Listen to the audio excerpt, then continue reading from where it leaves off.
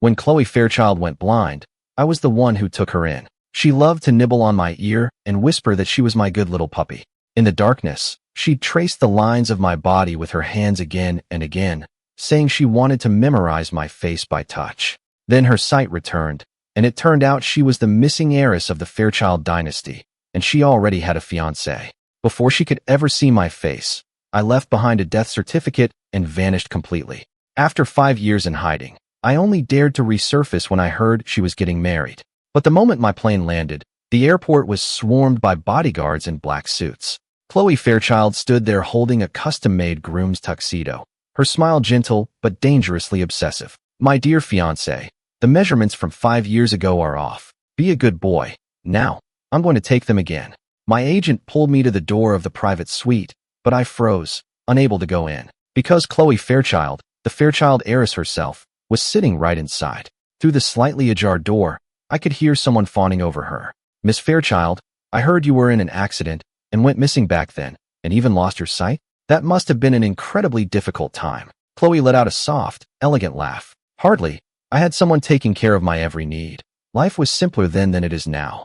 That must have been your fiancé, right? A true love forged in hardship. Congratulations, it's wonderful when soulmates end up together." "No." But Chloe cut him off, her sweet voice turning distant. "He's right here." I flinched, my head snapping up. Through the crack in the door, I saw Chloe raise a finger and gesture to the ground beneath them. "He's buried here."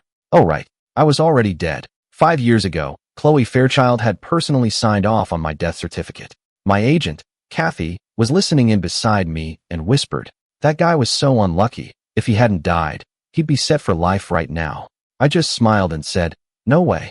Kathy looked at me, unconvinced. "Why are you so certain?" To get an heiress like that to let him take care of her, he must have been some kind of master of seduction. His game must have been incredible. I lowered my gaze, hiding the guilt in my eyes. Sometimes I still can't figure out who seduced whom that first time between me and Chloe. She was blind back then, and her hearing had become incredibly sensitive. I had only whispered something in her ear, but to her, it felt like an explosion, an earth-shattering sensation in her mind. I was so naive and innocent back then.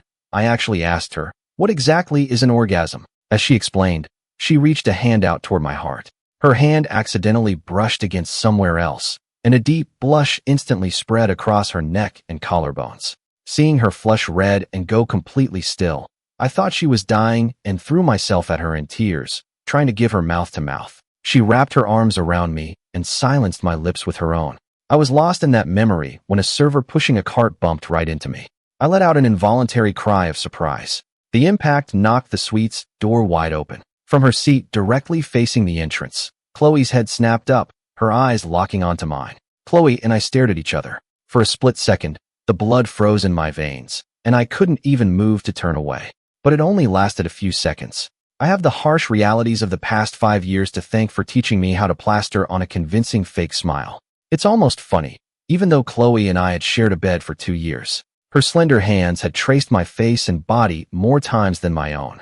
But to her, I was just some poor soul who died young, a man whose face she had never even seen. So what if we'd slept together? How could she possibly recognize someone she'd never laid eyes on? Just as I expected, Chloe didn't recognize me. When our glasses clinked, her eyes were bright but held a detached coldness.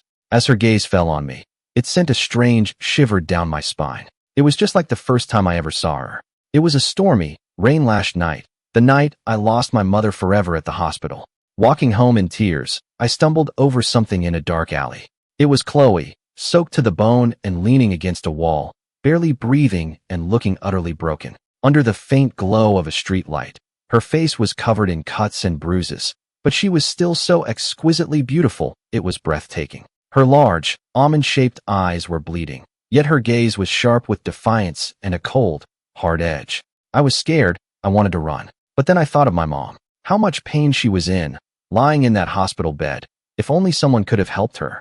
In the end, I carried Chloe back to my rundown apartment and used all my savings to get her medical care. I was young and poor, too ignorant to recognize the expensive fabric of her clothes, so I just assumed she was homeless like me. I even thought my mother's spirit must have sent her to me, worried I'd be all alone. I thought I had a family again, someone to care for. Suddenly, Kathy squeezed the back of my hand. "What are you thinking about? You've got a little smile on your face." I snapped out of it, and the smile on my face stiffened. Seeing my reaction, Kathy suddenly said, "Ethan, don't tell me you're falling for Chloe Fairchild. I'm warning you. She's famously untouchable. Every guy who's tried to get close to her has ended up in a very bad place. Her fiancé is supposedly her childhood sweetheart, the scion of New York's elite, and they're said to be inseparable. Don't get captivated by her. She's way out of your league, and you don't want to get on her bad side." On her bad side? Well, about that. The day I decided to leave Chloe, I tied her to the cheap bed in my apartment. I was on top of her for 3 straight hours. I also told her that for the past 2 years, I was just lonely, and keeping her around was just a game to me. I said some rich woman had taken an interest in me and was going to be my sugar mama, so I didn't need her anymore. Chloe's face was flushed, and she screamed at me with a raw, hoarse voice. "Ethan Hayes, you better hope I never find you, because I'll ride you until you beg me to stop." For a pampered heiress like her, I imagine even going blind hadn't been as humiliating. I had already gotten on her worst side. Luckily for me, I was already dead. I actually had her fiancé to thank for that. In any case, after tonight's networking, there was no reason Chloe and I would ever cross paths again. With that thought, I wandered out into the hotel garden. I looked up and saw a slender figure standing there, a long, thin cigarette held between her pale fingers. It was Chloe. She turned to look at me. Just as my mind raced for an excuse, she suddenly called out in my direction. "Revival." I froze. Revive? Did she recognize me? Fortunately, before I completely lost my cool and gave myself away, a small dog shot out from behind her and started rubbing affectionately against my leg. It was the little mutt I used to own. I was so indecisive I'd never even given him a proper name. Chloe had adopted him, and she'd named him Revival. Revival of what? My revival? From my fake death? A chill ran down my spine for no apparent reason. If she found out I wasn't dead, that I had played her, the consequences would be unimaginable. "Revival, stop that," Chloe said, putting out her cigarette and smiling as she beckoned to the dog. But the little dog hadn't seen me in so long, he just kept jumping and spinning excitedly at my feet. "It seems my dog has taken a liking to you." Chloe's gaze settled on my face, her expression calm but intense. I feigned composure. I was actually grateful for the dog. It gave me a perfect excuse for the nervous energy I couldn't hide. "Sorry, it's probably the steak I had. Some of the juices must have splashed on my pants. I should get going, Miss Fairchild." But before I could take a step, Chloe spoke again. "You know, it must be nice being a dog." I stopped. "What do you mean by that?" "If you're a dog, all you have to do is be good, and your master will reward you. There's nothing wrong with being a good dog." Once, in the heat of passion, Chloe had laid on top of me, nibbling my ear and cooing, "I'm Ethan's good little puppy." My heart leaped into my throat, and I clenched my fists. "Sorry, Miss Fairchild, I'm a human. I don't really know anything about dogs." My blunt reply hung in the air, making things awkward. I was trying to think of an excuse to leave when Chloe suddenly asked, "So if you had a good dog, would you ever abandon it?" "I wouldn't get a dog." "Why not?" "Because I'm not capable of that kind of responsibility. I lost my mother, I lost Chloe, and I lost my little dog. I won't ever allow myself to have a weakness again. I have some other people to talk to. I won't disturb you any longer, Miss Fairchild." I turned to leave, but the little dog jumped on me again. I tried to hurry away, but I was afraid of stepping on him. I stumbled and pitched forward. A pair of slender arms wrapped around my waist from behind, catching me just like she used to. "What's wrong? Are you feeling okay?" My back was pressed against her soft chest, and her concerned, gentle voice was right by my ear. It was just like it had been during those 2 years. She was so caring and attentive. It gave me the illusion that we could grow old together. "Chloe, what are you doing out here for so long?" Suddenly, a smooth male voice spoke up from behind us. I didn't have to turn around. I knew exactly who it was. Spencer Sutton, Chloe's childhood sweetheart and fiancé. You always remember the voice that shatters your dreams. For me, that was Spencer. I remember it clearly. Spencer standing in my tiny, cheap apartment in his expensive leather shoes. The first words out of his mouth were, "Chloe actually slept in this dump for 2 years. The things she'll endure for the sake of our future." I'm not a weak person by nature, but looking at the confident, imposing figure of Spencer Sutton, I couldn't even form a rebuttal. For the first time in my life, I cried tears of shame over how poor I was. But that wouldn't happen now, because I no longer feel poor and miserable on the inside. I quickly pushed Chloe away and steadied myself. Spencer walked up from behind, and when he saw my face, his eyes widened in shock for a fraction of a second. But he recovered in an instant. He's a better actor than I am, apparently. Spencer smiled and asked me, "Hello, You must be the new singer Kathy's agency just signed, right? Yes. So why were you and Chloe just embracing? Spencer looked at Chloe and joked. Aren't you worried about making your future husband jealous? Fiancé. Chloe's long lashes fluttered as she repeated the word, but her beautiful, expressive eyes were fixed directly on me. It looked like there was molten lava swirling in their depths. The dog startled me. Thank you for the help, Miss Fairchild. I'll let you two get back to it. I said it without batting an eye and turned to leave. But Chloe stepped in front of me, blocking my path. She pulled a wedding invitation from her pocket and held it out to me. My wedding is in a month. You have to be there. Her voice was clear and crisp. It was a command, not a request. Spencer chuckled. Chloe, you're really something else. Sealing the invitation so they can't be opened until the day of. How is anyone supposed to see the names of the bride and groom? I had no interest in listening to their banter. I politely took the invitation and walked away. On the way back to my room, I tore the invitation to pieces and tossed it in a trash can. I didn't notice that on one of the torn pieces, the letters then from a name were visible. I thought my reunion with Chloe was just a coincidence. I didn't dwell on it and focused on my career. That is, until Kathy told me a major director wanted me to sing the theme song for his new series. For a small-time artist like me, this was the break of a lifetime. But when I got to the studio and saw Chloe, I realized it wasn't luck at all. The heiress had requested me personally. My super social agent, Kathy, dragged me around, enthusiastically greeting everyone. When we got to Chloe, she was the one who deigned to speak first. Mr. Hayes, it's been a while. Kathy quickly corrected her with an apologetic smile. Miss Fairchild, his name is Ethan Cole. My heart started pounding. After faking my death, I'd moved away, gotten a new identity, and taken my mother's maiden name. But my mother had named me Ethan, and I couldn't bear to change it. It's a common enough name. Chloe's eyes locked on me as she said nonchalantly. Perhaps I misremembered. I once knew someone named Ethan, but his last name was Hayes. Saying more would only lead to mistakes, so I kept my mouth shut and just gave a shy, awkward smile. Kathy shot me a look, annoyed that I wasn't playing the game. I pretended not to see it. At noon, a staffer brought lunch. Fruit salad. The one they handed me contained mango. I'm allergic to mangoes, a fact Chloe knew better than anyone. But if I refused to eat it, it would only make her more suspicious. My allergy isn't severe. At worst I'll get a rash. Nothing a Benadryl can't fix. It was a small price to pay to avoid the trouble that would come from blowing my cover. I opened the container and, right in front of Chloe, speared a piece of mango and brought it toward my mouth. The next second, Chloe herself reached out and snatched the fork from my hand. She moved with the imperious air of a spoiled heiress, as if she were angry about something. The piece of mango fell onto the table. Kathy was stunned. Miss Fairchild? Chloe took my entire salad away. As she walked away, I heard her tell her assistant, I'll eat this. Get him a proper hot meal with rice. A few minutes later, the assistant brought me a full spread, 8 dishes, and a soup from a Michelin-starred restaurant. A meal like that costs thousands of dollars. Kathy was dumbfounded. She whispered to me, Ethan, have you been seeing the heiress behind my back? Did you actually land her? Kathy, didn't you say she was untouchable? But the way she looks at you, it's like you're the only person in the room she cares about, like you're the only one she even sees. My grip on my fork tightened. Only cares about me? I guess it wasn't so ridiculous that I fell for it back then. Look, even a sharp, savvy woman like Kathy was being fooled. When I first brought Chloe home, she was blind and badly injured. I was so poor every piece of clothing I owned was patched, and I did consider taking her to a shelter. But it was as if Chloe sensed what I was thinking. As I stood up to open the door, she grabbed the hem of my shirt with a hand covered in cuts. Please, don't make me leave. She looked straight in my direction. Her eyes, though blind, were as dazzling as the sun, so captivating you could easily get lost in them. My heart melted instantly. I asked her where her parents and family were. She said she didn't know.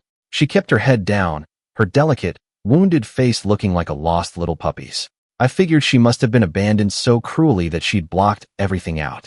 I started working 3 jobs a day to pay for her treatment. Every night when I came home from work, Chloe would hold me, warming my cold hands and feet with her own. Ethan, you work so hard.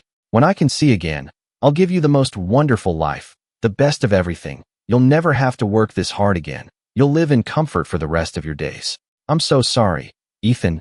It's my fault you're so exhausted. Just wait a little longer for me. I promise I'll make it happen. Her hands were so warm against my chest. The warmth spread through my whole body, straight to my heart. Hearing her say that made my heart ache with a sweet tenderness. I never once questioned how she could make such promises with so much confidence. or noticed the flicker of guilt and restraint in her eyes. How could I blame you? I'm the man. It's my job to provide for my family. Honey, I've been thinking, once we save up enough, we'll go to Los Angeles for your eyes. I hear they have the best specialists there. No matter what it takes, I'm going to get you better, so you can see the world with me. We can have kids if it happens, and if not, that's fine too. We'll always have each other. And one day, I'm going to buy us our own house, a comfortable place that isn't so small, one that doesn't leak or lose power. Whenever I'd ramble on like this, Chloe would just hold me tighter, tilt her head back, and kiss me until I couldn't speak. Then she'd climb on top of me, teasing and tempting me. That way, my mouth was too busy kissing her to say anything else. Looking back, maybe Chloe just didn't want to hear me talk. After all, my dreams were for an ordinary life. And she was an heiress, born with a silver spoon in her mouth in New York City. Her idea of a comfortable life and mine were worlds apart. In that tiny, broken-down apartment, we were two lonely souls clinging to each other for warmth. But outside that apartment, we were from two completely different worlds. During a break in the recording session, Spencer Sutton showed up, the scion of New York's elite, Chloe's childhood sweetheart. He naturally drew everyone's attention. Spencer passed out afternoon snacks, saving a homemade pastry for Chloe. What brings you here to listen to a theme song recording? You seemed really absorbed in it. Chloe didn't take the bait. Her tone was flat. Because I had to see someone very important. The room immediately erupted in playful teasing. Spencer wore an indulgent smile. Someone bold enough asked, Miss Fairchild, is it true you and Mr. Sutton are tying the knot next month? Chloe's tone shifted from casual to solemn. Yes, and at my wedding next month, I will make a public declaration to the one I love. I didn't stick around to hear more. I went out to the balcony to clear my head. That huge lunch had me in a food coma. After getting some air, I was about to head back inside when I heard voices coming from a side room. Chloe, do you really think that singer, Ethan Cole, sounds like him? It was Spencer. Yes, but he's been dead for 5 years. You were the one who told me to give him some money to smooth things over. I just added a little extra, and he took it and left without a second thought. He couldn't have loved you that much. He clearly loved the money more. Actually, Spencer had it all wrong. I wasn't smart enough back then to think money was more important than a woman. I took the money so quickly for a different reason. First, I was naive and Spencer's insults had left me utterly humiliated. Second, about 2 weeks before Spencer showed up at my door, I had already seen him meeting with Chloe. The shop where I worked part-time closed early that day, so I went home ahead of schedule. And I saw the woman who was supposed to be blind and have amnesia standing in our courtyard, embracing a handsome man. Her eyes were wide open and clear, sparkling with a flirtatious charm. When she glanced around, her gaze turned sharp and alert. She didn't look blind at all. I was the one who was blind. I was so cowardly and insecure back then it was pathetic.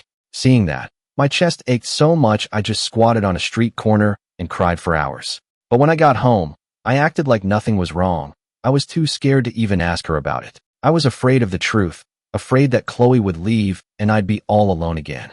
But then Spencer showed up with the money, and he showed me all sorts of intimate photos of him and Chloe together, including photos of them in bed. Even a simple guy like me finally snapped. My mother always told me never to get involved with a woman who belonged to another man, that such a woman wasn't worth my devotion. So, after taking out my anger on Chloe for 3 hours, I went along with Spencer's plan to fake my death, took the money, and disappeared. Looking back now, my only regret is, I should have asked for more money. A week went by after the recording session and nothing happened. I figured Spencer must have convinced Chloe, and she wouldn't try to test me again. That night, as I was packing my bags to leave New York, Kathy was scrolling through her Facebook feed beside me. Oh, hey, a friend of mine says the Fairchild heiress's dog ran away. They've been looking for it for days. My little mutt was lost. When I faked my death, I couldn't take him with me. I'd left him with the family that ran the barbecue joint on the corner. I figured he could always scrounge some scraps from them. Looks like the heiress just bought a new dog. I guess she's given up on the old one. Kathy's words sent a jolt of panic through me. It seemed that heartless woman, Chloe, wasn't going to look for him. I hailed a cab in the rain and went straight to my old apartment. Sure enough, the door was unlocked.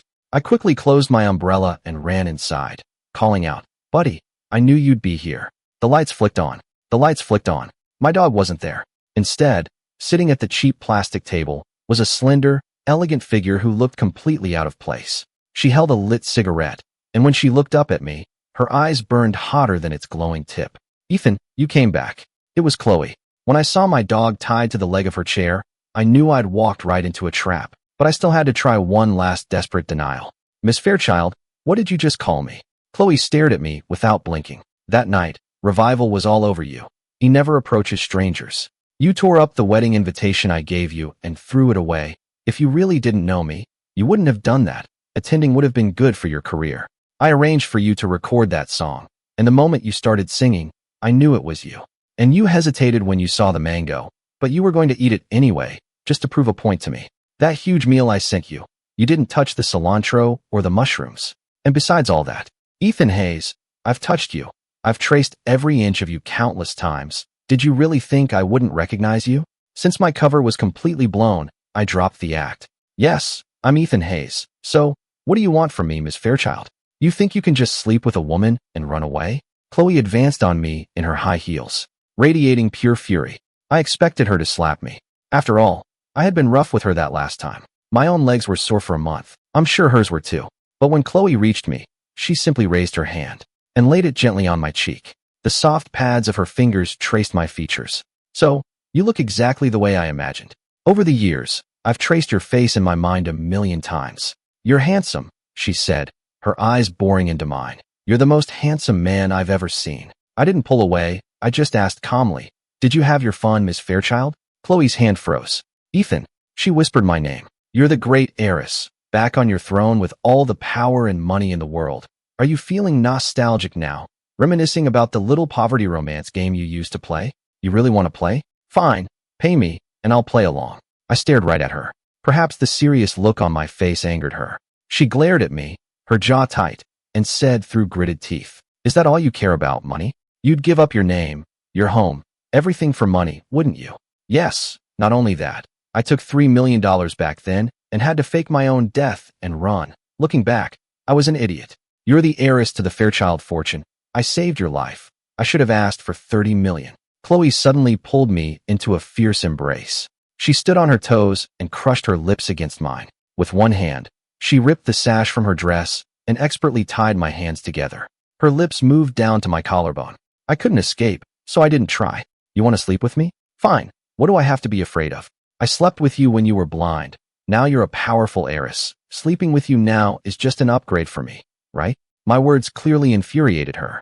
She shoved me by the chest, trying to push me down onto that same cheap bed. Then she seemed to think better of it, grabbed my arm, and dragged me out of the apartment.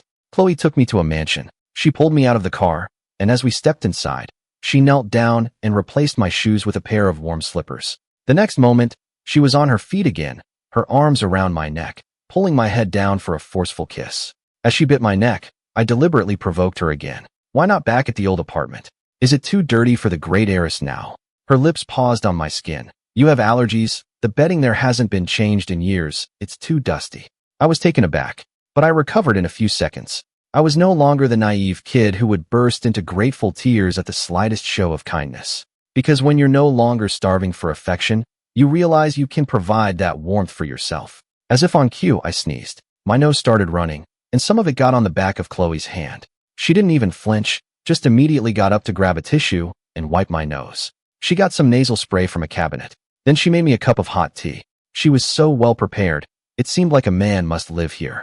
I gave her a humorless smile. You're so thoughtful, Miss Fairchild. Do you take care of Spencer this way too? Why would I take care of him? He and I have nothing to do with each other. You're getting married. Isn't that a relationship? You New York elites really play by different rules. I'm not going to marry him. Our supposed engagement was just something our parents joked about when we were kids. You've already sent out the wedding invitations, and you're saying this? Chloe, have you ever told the truth about anything? Chloe looked up at me, a flicker of nervousness in her eyes. Ethan, what if I said I want to marry you? Impossible. I cut her off. Chloe, after everything that's happened, do you really think I would ever marry you? Chloe's lips trembled. You won't believe anything I say anymore, will you? That's right. From the moment I realized you were faking your amnesia and lying to me, Chloe, I stopped wanting to believe anything you said. We're strangers now. You go on being the great heiress, and I'll be a regular guy. Our paths will never cross again. I kept my voice calm, and even managed to smile as I spoke. Chloe said nothing. The arrogant, domineering fire she'd had when she kissed me was completely gone. She looked down, her dark hair falling around her face, her beautiful, sharp features softening into something submissive. She knelt on the floor in front of me, her slender, pale hand, still holding the tissue from my nose, was trembling slightly. There it was again, that look of a sad little puppy. I ignored it. After a long silence, Chloe spoke, her voice hoarse. "Ethan, will you come to my wedding?" "No." I refused without a second thought.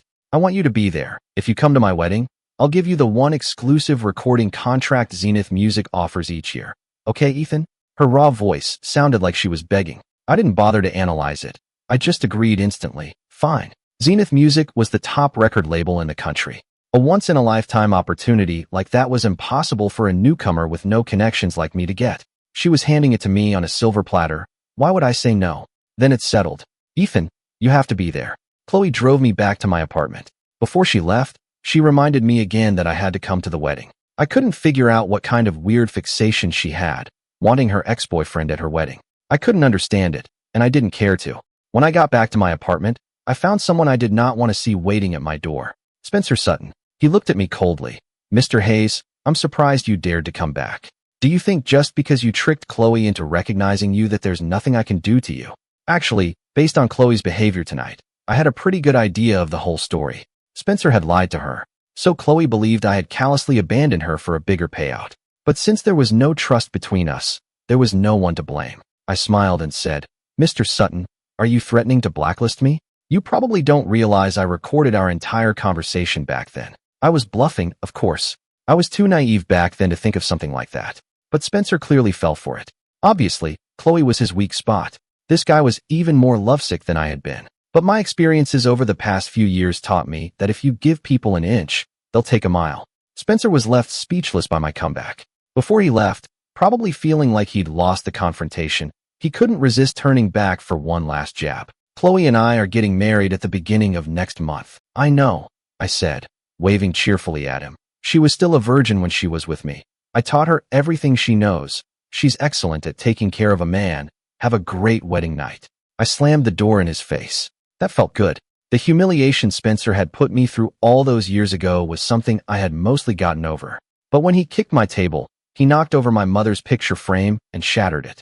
Now, I finally felt like I'd gotten my revenge for that. After signing with Zenith Music, my life became a whirlwind of activity. If Kathy hadn't reminded me, I would have completely forgotten about Chloe's wedding. On the day of the wedding, I showed up as promised. I just never expected to be the groom. The sealed invitations were to be opened at the entrance as a ticket for admission. But while the bride's name was Chloe Fairchild, the groom's name was Ethan Hayes. Every single guest was in a state of shock. Spencer was furious. He got on his knees and begged Chloe, but it was no use. The story immediately went viral, dominating the top 5 trending topics online. Chloe took the stage in her wedding gown and, in front of all the assembled media, told the entire story. She said it was all her fault, that she had hidden her identity because the Fairchild Corporation was in chaos and she wanted to protect me. She said she had never made any promises to Spencer or his family, that she had planned the entire wedding herself, and that while she had said she was getting married, she had never specified who the groom would be. She also said that she knew Spencer's personality and knew he had already hired people to smear me as a homewrecker the moment I got famous, a stain that would follow me for the rest of my life even if the truth came out. So she had to stop his plan before it could even start. Finally, Chloe, her long train trailing behind her, walked over to where I stood, completely dumbfounded. She actually got down on one knee, held up a ring, and proposed to me. And of course, I said no. After turning down Chloe Fairchild's proposal, I became famous overnight. Instantly, I became some kind of icon for men everywhere online. So you can literally find a beautiful, rich wife on the street. This guy's ancestors must be smiling down on him. The heiress knelt and proposed to him. If that's not true love, what is?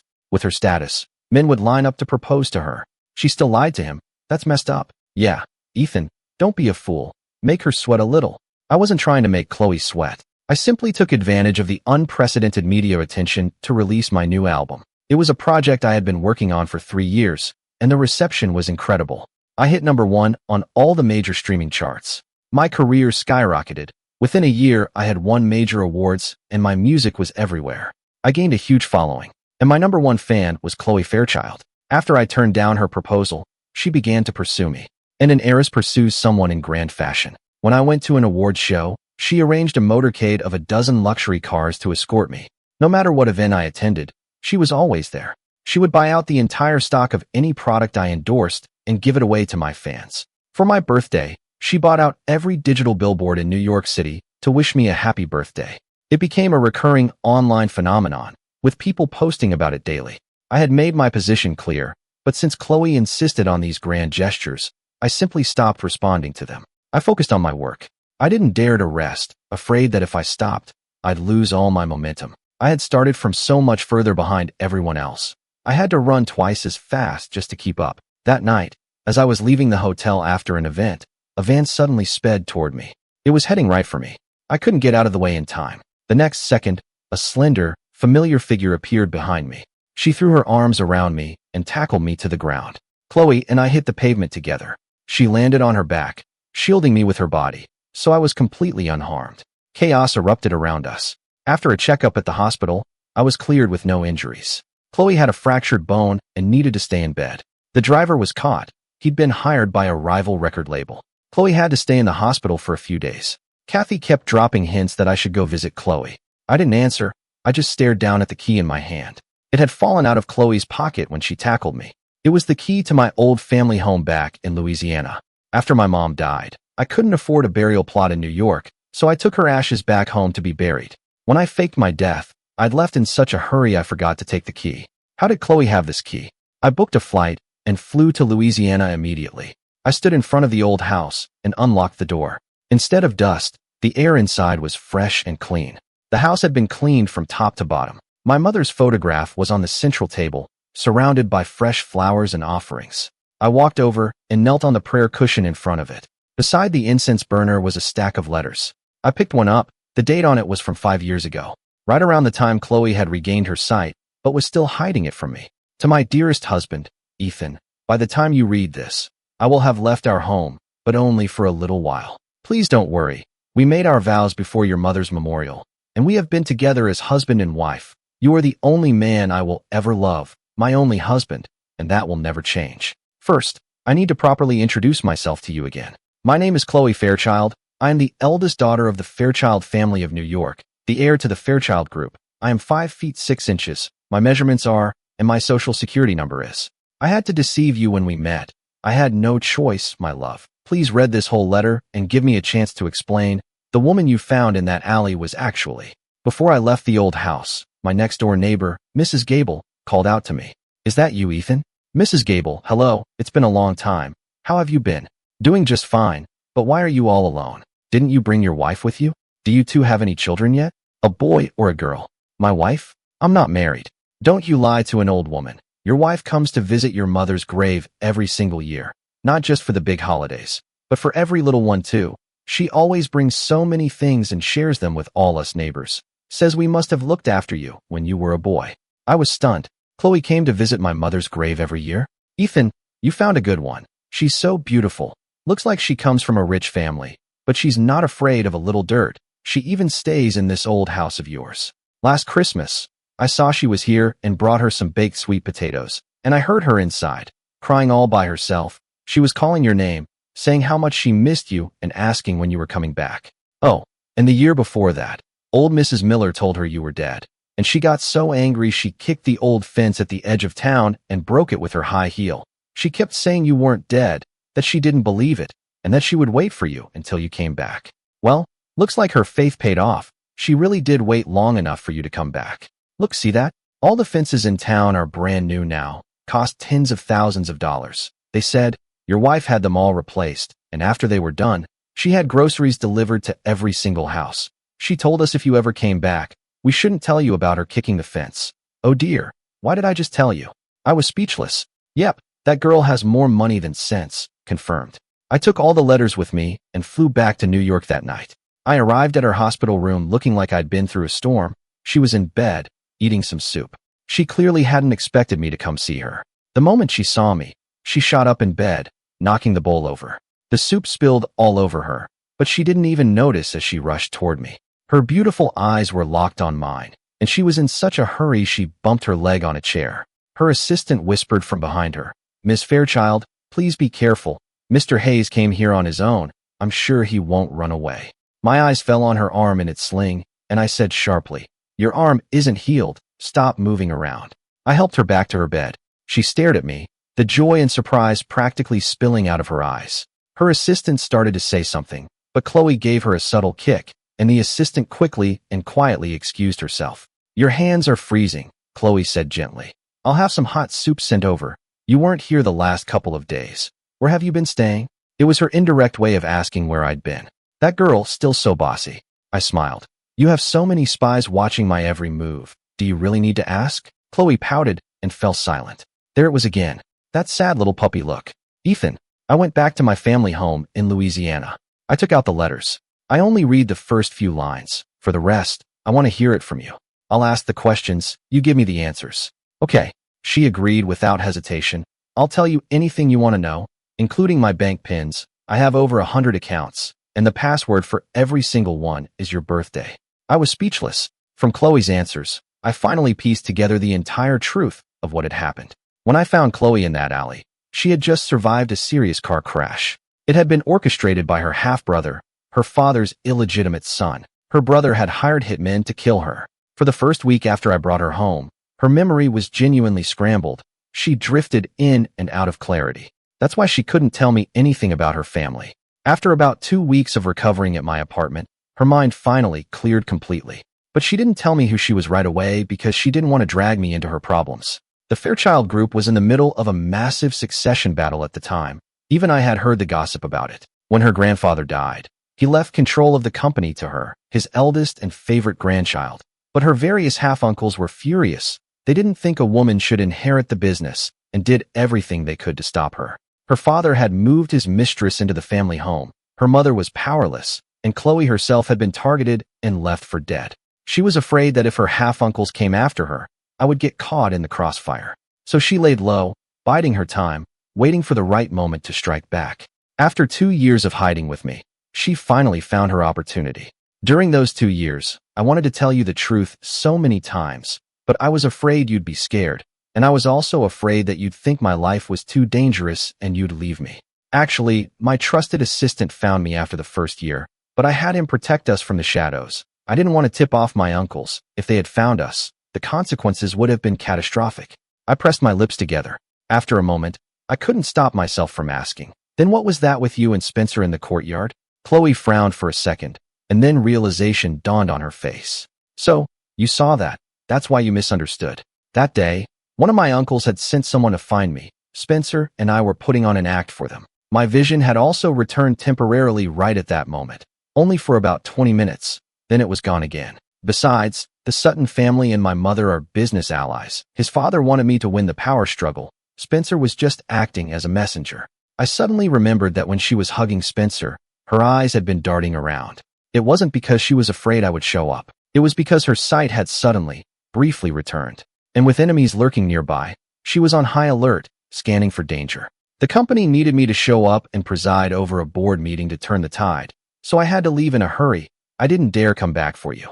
I wrote all these letters. I was going to mail them to you as soon as I was back in control, so you would know everything. I asked Spencer to give you some money and to tell you that I was done with you. That way my uncles would see you as an irrelevant nobody and leave you alone. I just never expected Spencer to offer you more money behind my back, or to Photoshop those pictures of us in bed, and I never expected you to actually take the money and leave. And before you left, you told me you'd found some rich woman to take care of you. Do you have any idea how much that hurt? But every time I got angry, I would just end up hoping that your new rich woman wasn't as rich as me, so that eventually, you'd come back to me. Chloe's beautiful eyes stared deep into mine. Her voice was thick with emotion and self-reproach. I'm not saying this to blame everything on Spencer. Ethan, I know I was wrong. I should have explained everything to you sooner. I understand now that love means facing things together, not just doing what you think is best for someone without telling them. Ethan, I'm so sorry. I love you. Can you please give me another chance? I didn't answer her last question. With the whole misunderstanding cleared up, I realized we had both been at fault. I was wrong for being too cowardly to demand the truth. She was wrong for being too arrogant, for not understanding what it means to be a partner. Love is about sharing the burden, big or small. We couldn't blame anyone else for the 5 years we lost. It was because we didn't know how to love each other properly. A month later, Chloe was discharged from the hospital. I also posted on my social media that there was a woman I was in love with, and that I was just waiting for the right moment to tell her. Chloe didn't ask who it was. She just sent me an iMessage that said, if she doesn't treat you right, you tell me, and I'll have someone take care of her. Yep, That sounded just like her. I called her back. I've got some gossip for you. After that stunt you pulled at the wedding, Spencer's reputation was ruined. He left the country the following month. Yes, I know. The Fairchilds cut all ties with the Suttons. There will be no more business between our families. As for Spencer, if you want him to pay a higher price. I laughed. No, he seems to have moved on. He actually texted me yesterday to apologize, said he got married abroad. His wife just had twin boys, and he asked when I was finally going to get back together with you. So what did you tell him? Didn't you see my post? I'm already in love with someone. Oh, what about you? Met anyone new? Oh, I've been busy, Chloe said, changing the subject. Are you on set? Did you have breakfast? I'm sure Kathy got you something. You were the one who sent it, weren't you? She went silent. She didn't say anything. I could just picture her, looking like a guilty little puppy. No, a mischievous little puppy who never learns her lesson. Imperious, proud, and yet so careful with me. I keep telling her not to send me things, and every time she obediently apologizes. And then she just does it again the next day. When I confront her, she just acts all innocent. How could one woman be so stubborn? And so incredibly caring? By the way, Chloe, your mother came to see me the other day. She did? What did she say? Don't worry, I'll talk to her. She said you're not getting any younger, that it's time you got married and had children, and she asked me what my intentions were. And what did you say? I told her I'm already in love with someone, and that I'm going to propose to her publicly at my concert next month. You'll be there, won't you, Chloe? Oh, I'm busy next month. I have a business trip. I probably can't make it. The life went out of Chloe's voice. I couldn't even hear her breathing. It sounded like she was about to go jump off a bridge. I struggled to hold back a laugh. Oh, really? Well, that's a shame. I can't very well propose if the star of the show isn't there. I guess I'll just have to find someone else to love. There was a loud clatter on the other end of the line. Chloe must have dropped her phone. Out of excitement, I could hear her assistant's frantic voice in the background. Miss Fairchild, wait, don't run. Your car is right here. I'll drive. I know where Mr. Hayes' concert is. You can't drive with your arm like that. You're in high heels. And so, 3 years after Chloe and I got married, she gave birth to our daughter. When our daughter was 5, we took her back to the old house in Louisiana. We stayed in the little house, and we took her to visit my mother's grave. Our daughter's sweet, childish voice echoed through the quiet woods. Grandma, it's Hope, Mommy and Daddy and I came to see you. Mommy says she'll take good care of Daddy, so you don't have to worry. Grandma, Daddy said you had a beautiful singing voice too. I'm learning to sing. Let me sing a song for you. I held Chloe's slender waist and looked down at our daughter, who looked so much like my mother. My heart was filled with a deep sense of peace and happiness. When our daughter was tired from singing, I carried her on my back, held Chloe's hand, and we walked slowly together. The sun was rising over the horizon. Baby, I called to her softly. Chloe tilted her head and looked at me, her beautiful eyes overflowing with love. You know, baby. I leaned in and whispered in her ear. I've loved you since the moment I met you. A light ignited in Chloe's eyes, brighter and warmer than the rising sun itself. She stood on her toes, pressed her lips to mine, and said, each word a solemn vow. My love, I love you too. I swore to myself a long time ago that I only wanted you, and if I couldn't have you, I would never marry. Chloe Fairchild loves Ethan Hayes, now and forever.